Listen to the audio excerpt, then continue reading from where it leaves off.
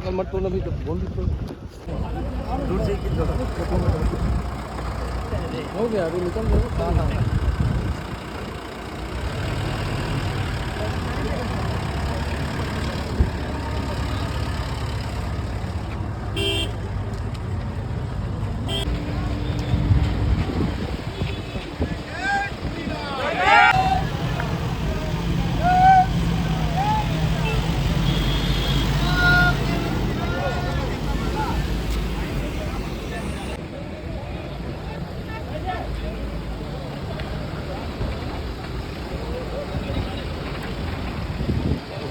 लत लगाने वाला एजेंसी रोला संरक्षण देने के खातिर 508 करोड़ रुपया प्रोटेक्शन मनी के रूप में लेने के काम छत्तीसगढ़ के पूर्व मुख्यमंत्री करी थे।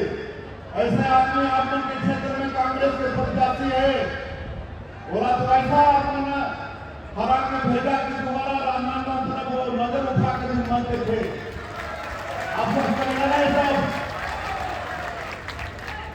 ये भ्रष्टाचारी कांग्रेस राज्य में मजा का खाना है।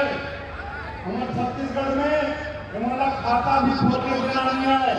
याद रखे 11 लोकसभा सीट में भारतीय जनता पार्टी का जिता के देना है और राजनांदगांव से भारी मतों से संतोष पांडे का कमल छाप में अपन बहुमूल्य वोट देकर जिताना है और आप मोदी की गारंटी में विश्वास करके छत्तीसगढ़ में भारतीय जनता पार्टी के सरकार बनाओ तो हमारे यशस्वी प्रधानमंत्री और यशस्वी गृहमंत्री के आशीर्वाद से ये 3-4 महीना में बड़े-बड़े हम काम करे हैं।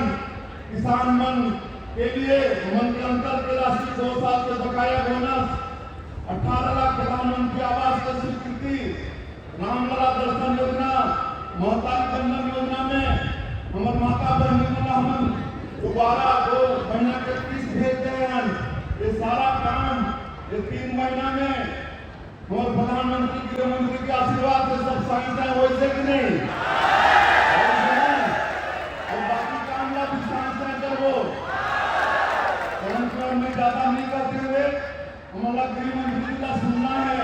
मैं एक बार आप लोग से निवेदन करूं कि आने वाला 26 तारीख के आप सबके बहुमूल्य वोट कमलछाप में मिली और हमारे संतोष पांडे जी प्रचंड मतों से सांसद के रूप में जीत के दिल्ली जाएंगी और हमारे नरेंद्र मोदी जी तीसरी बार प्रधानमंत्री बनी। ये बात से सहमत है तो दोनों हाथ मुट्ठी बांध के ऊपर करके हमारे गृहमंत्री बोलिए भारत माता की बहुत बहुत धन्यवाद। अपनी जगह से खड़े होकर के जोरदार ताली बजाएंगे, जोरदार ताली।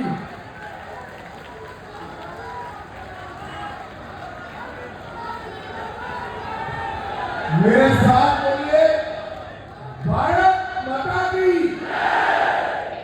क्यों भाई क्या हो गया है खैरागढ़ वालों की आवाज को 400 बार करनी है या नहीं करनी है? मोदी जी को तीसरी बार प्रधानमंत्री बनाना है या नहीं बनाना है? संतोष जी को दूसरी बार सांसद बनाना है या नहीं बनाना है? तो ऐसी आवाज नहीं चलेगी भाई। दोनों हाथ उठाइए, उठाइए सभी लोग दोनों हाथ। सामने बैठे हैं गैलरी के वो भी उठाए जरा। विजय के संकल्प की मुट्ठी बीजिए और प्रचंड आवाज से बोलिए भारत माता की, भारत माता की जय श्री राम, जय जय श्री राम। आज इस सभा के मंच पर उपस्थित छत्तीसगढ़ के लोकप्रिय मुख्यमंत्री विष्णुदेव साय जी, उप मुख्यमंत्री भाई विजय शर्मा जी, हमारे प्रभारी श्री नितिन नवीन जी, श्री नारायण चंदेल जी, अशोक शर्मा जी, श्री खूबचंद पारेख जी, श्री रतन शर्मा जी, भूपेंद्र संवन्नी जी, भूतपूर्व सांसद और युवा नेता अभिषेक सिंह जी, और आज जिनको जिताने के लिए मैं यहाँ आया हूँ, ऐसे हमारे प्रत्याशी श्रीमान संतोष पांडे जी, और आज इस सभा में आए हुए प्यारे भाइयों, बहनों, माताओं और मेरे जिगर के टुकड़े जैसे युवा मित्रों, आप सभी को नमस्कार। सबसे पहले मैं मां बमलेश्वरी, मां दंतेश्वरी, मां महामाया और चंद्रहासिनी मां को प्रणाम कर मेरी बात की शुरुआत करना चाहता हूं। आज मैं यहाँ आया हूं तब चंद्रगिरी पीठ के आचार्य विद्यासागर महाराज जी को भी स्मरण कर श्रद्धांजलि देना चाहता हूं। भाइयों बहनों, आज अंबेडकर जयंती है। आज पूरा देश हमारे संविधान के निर्माता अंबेडकर जी को याद करता है। उनका योगदान इस देश के दलित, पिछड़े, आदिवासी, गरीबों के लिए कभी भुलाया नहीं जा सकता। आज के दिन सभी लोग संविधान के स्पिरिट को जमीन तक ले जाने का काम करते हैं, मगर ये कांग्रेस पार्टी आज के दिन भी झूठ बोलने से बाज नहीं आती। अभी अभी मैंने टीवी पर देखा, कांग्रेस के नेता खड़गे जी ने कहा मोदी जी संविधान बदल देंगे, और इनके चेले चपाटे नीचे कहते हैं मोदी जी आरक्षण खत्म कर देंगे। भाइयों बहनों, मैं छत्तीसगढ़ की जनता को कहने आया हूं, जब तक भारतीय जनता पार्टी राजनीति में है, आरक्षण को हम कुछ नहीं होने देंगे। आरक्षण चाहे आदिवासियों का हो, दलितों का हो या पिछड़े समाज का हो, भारतीय जनता पार्टी ना आरक्षण खत्म करेगी, ना कांग्रेस खत्म करना चाहे तो उसको हम खत्म भी नहीं करने देंगे। लोग झूठ का व्यापार, आज यहाँ पर हमारे प्रत्याशी संतोष पांडे जी है और उनके सामने महादेव ऐप से पूरे देश में जिनको लोग जानते हैं वो भूपेश कक्का है। भाइयों बहनों, बताओ, अभी अभी इस राज्य की जनता ने इनको करारी हार दी है। छत्तीसगढ़ के इतिहास में सबसे बड़ा विजय भारतीय जनता पार्टी को अगर छत्तीसगढ़ की जनता ने दिया है तो हमारे विष्णुदेव साय को बहुमती देने का विषय है। और एक भूपेश कक्का, मैं बाद में उनकी बात करता हूं, इतना सारा भ्रष्टाचार कर पेट नहीं भरा है, अभी भी यहां से सांसद बनना चाहते हैं। मैं आज राजनांदगांव की जनता को कहने आया हूं, आप लोगों ने भूपेश कक्का को विधानसभा में हराया, छत्तीसगढ़ की जनता ने हराया, इससे भी बड़े मार्जिन के साथ इनको फिर से एक बार घर पर भेजने का काम करिए और संतोष पांडे को विजयी बनाइए। भाइयों बहनों, संतोष पांडे जी के नाम के सामने कमल का निशान है। कमल के निशान पर जितना भी बटन दबाओगे वो वोट सीधा दिल्ली में नरेंद्र मोदी के अकाउंट में जाने वाला है। संतोष पांडे को दिया हुआ हर वोट मोदी जी को प्रधानमंत्री बनाने वाला है।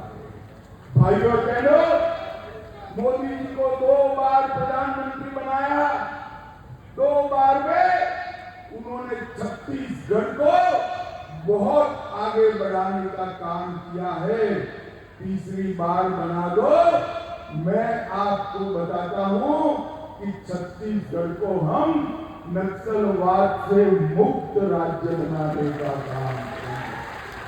भाइयों बहनों, आज जब मैं यहां आया तब मैं हमारे मुख्यमंत्री और गृह मंत्री उप मुख्यमंत्री विजय जी को विशेष बधाई देने आया।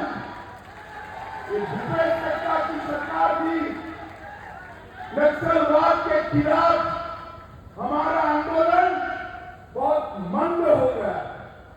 हमारे मुख्यमंत्री उप मुख्यमंत्री की जोड़ी ने इतने कम दिन में 54 से ज्यादा नक्सलवादियों को ढेर करने का काम किया। 150 से ज्यादा लोगों को अरेस्ट करने का काम किया है और 250 से ज्यादा लोग सरेंडर कर गए। भाइयों बहनों, ये 10 साल के अंदर मोदी जी ने नक्सलवाद को पूरे देश में समाप्त किया है। एक उसकी पूंछ बची है सिर्फ छत्तीसगढ़ में। मैं आपको विश्वास दिलाता हूं, मोदी जी को तीसरी टर्म दे दीजिए, 3 साल में नक्सलवाद को हम समाप्त कर देंगे, छत्तीसगढ़ से समाप्त। भाइयों बहनों, नरेंद्र मोदी जी ने किसान कल्याण के लिए ढेर सारे काम किए। ये कांग्रेस पार्टी और राहुल बाबा किसानों के लिए चिल्लाते हैं। मैं उनको याद कराने आया। राहुल बाबा, आपका जब शासन था तब 2013-14 में किसानों के कल्याण का बजट सिर्फ 22,000 करोड़ था। कितना था भाई?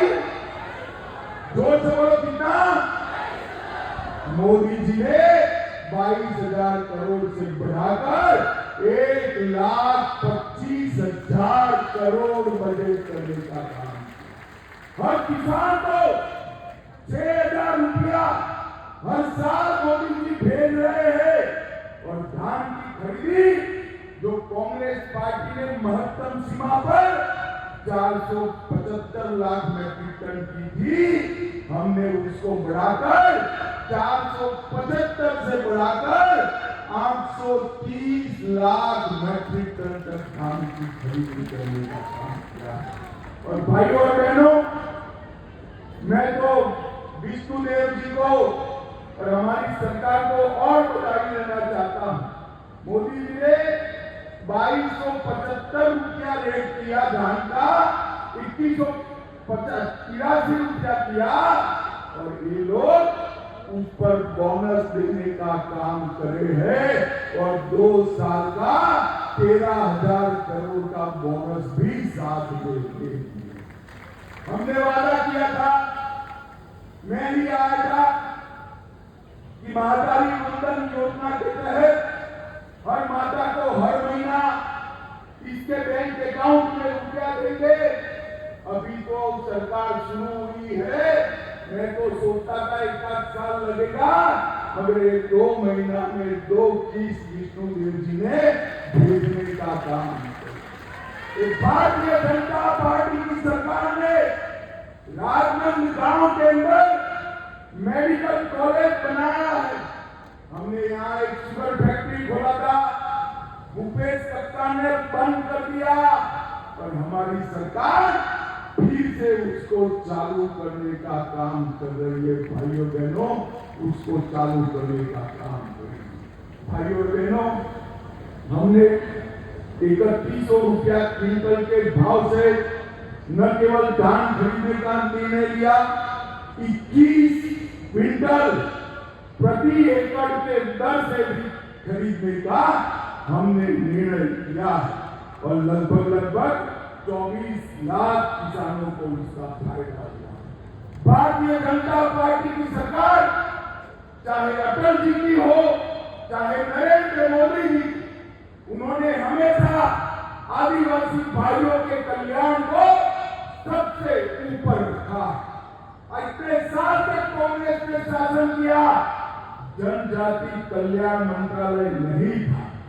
अटल जी ने आदिवासी कल्याण मंत्रालय बनाया और नरेंद्र मोदी जी ने जल, जंगल और जमीन की रक्षा के साथ साथ सुरक्षा, सम्मान और समावेशी विकास देने का काम भी नरेंद्र मोदी ने किया।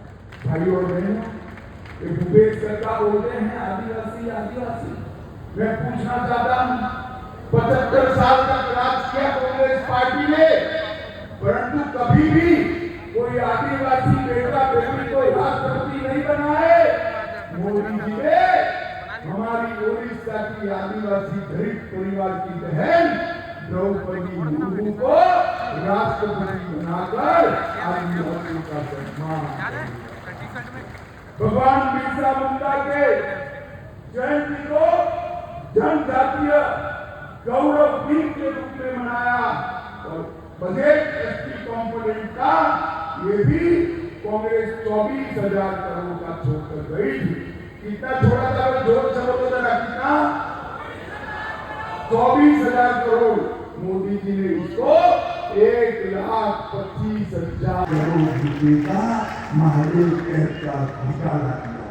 कोयला घोटाला, शराब घोटाला, अन्न योजना का घोटाला, रेल घोटाला, पीएससी घोटाला, गोबर घोटाला, बीएमएस घोटाला, गोठान घोटाला, वर्मी कंपोस्ट का घोटाला, ये सारे घोटाले करते करते करते ये थके नहीं है, तो फिर से राजनांदगांव वालों को आपके पास आए। इनको फिर से चुनना चाहिए क्या? जरा बताओ तो भाई, चुनना चाहिए? अरे जोर से बोलो, चुनना चाहिए? भाइयों और बहनों, नरेंद्र मोदी सरकार ने 10 साल के अंदर ढेर सारे काम किए। मैं आपको राजस्थान वालों का कश्मीर से क्या लेना है? अरे खड़गे जी, ये राजनांदगांव के युवा कश्मीर के लिए अपनी जान दे सकते हैं। भाइयों बहनों, माताओं, मुझे बताओ, धारा 370 हटनी चाहिए थी या नहीं हटनी चाहिए थी? कांग्रेस पार्टी धारा 370 को संभाल कर बैठी थी। नरेंद्र मोदी जी ने 5 अगस्त 2019 को धारा 370 को समाप्त कर कश्मीर को हमेशा के लिए भारत का अंग बनाया। भाइयों और बहनों, मैं राम के नैनीहाल में आया हूं।